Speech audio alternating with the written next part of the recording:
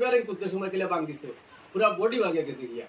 তো আজকে আপনাদের ভিডিও আমি দেখাইম, আপনারা দেখবা একদম সহজভাবে ফ্যানের বেয়ারিং খুলতে পারবা, খুললে ফাটিত নাই বা ভাঙিত নাই।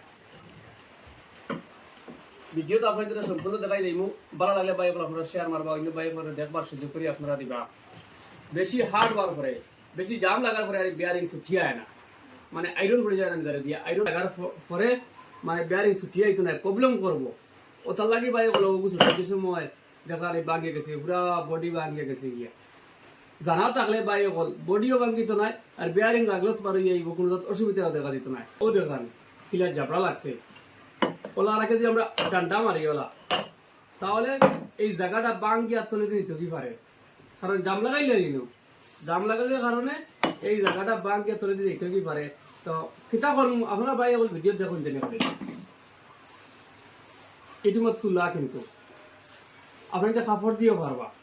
এইরকম আপনারা কাপড় বা তুলা আপনারা হাতে লইবা, লইয়া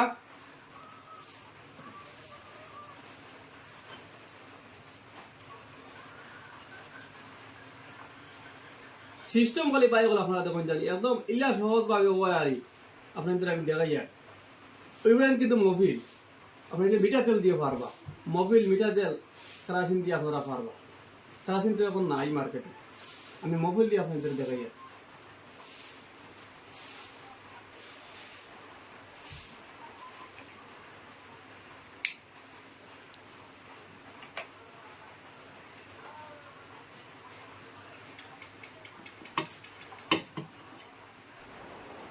আমি যে সময় জেলা বাই অল ভিডিও দেখাই আপনারা এইভাবে করবা, করলেও যে বিয়ারিংয়ের জায়গাটা নরম হয়ে গিয়েছিল বা যত আয়রন পড়ছে আর আয়রন সারা গলি যাব, গলার পরে অটোমেটিক মানে ছুটি দিব, বুঝে যাইব, বুঝছেন না বাই হল।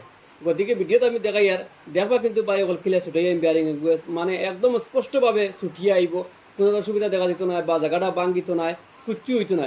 আপনাদের আমি দেখাই আর